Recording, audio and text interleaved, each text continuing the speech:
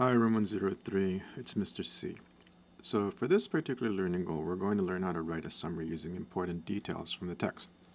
Now, before we start writing our summaries, let's talk about the difference between a retell and a summary first. Now, when we talk about a retell, when we read text such as stories, a retell is a strategy where we discuss the character's setting, problem, events in sequence, solution, and ending. Think of it as a recount. A summary, on the other hand, we're only focusing on the main parts.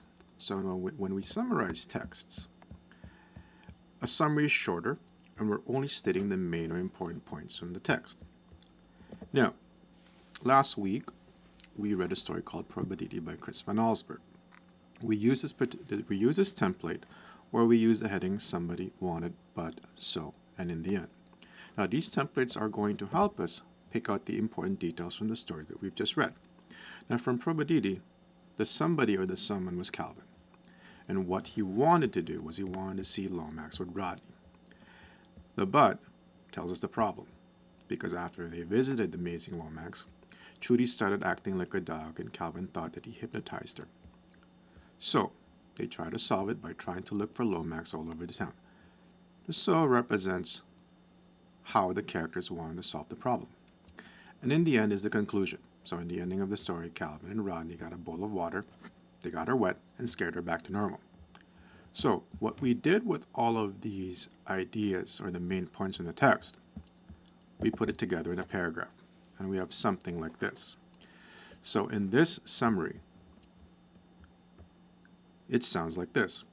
So in the story, Calvin wanted to see the great hypnotist Lomax with his friend Rodney.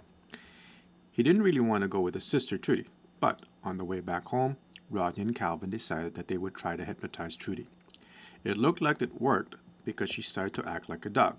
So Rodney and Calvin looked for Lomax, hoping that he would break the spell. They found him, but he was no help. And in the end, Calvin and Rodney got a bucket of water and scared Trudy back to normal. The question still remained, was she really hypnotized? Now, if we take the summary in parts, let's look for our main ideas, or our main details. There's our someone. This is what he wanted to do. There's the problem, how the problem was solved, and there's the conclusion. So, I hope this helped in writing a summary. Try copying this template at home. So the next time you read a story with your parents, use this template and practice writing a summary using just important details from the text. That's all for now. See you later.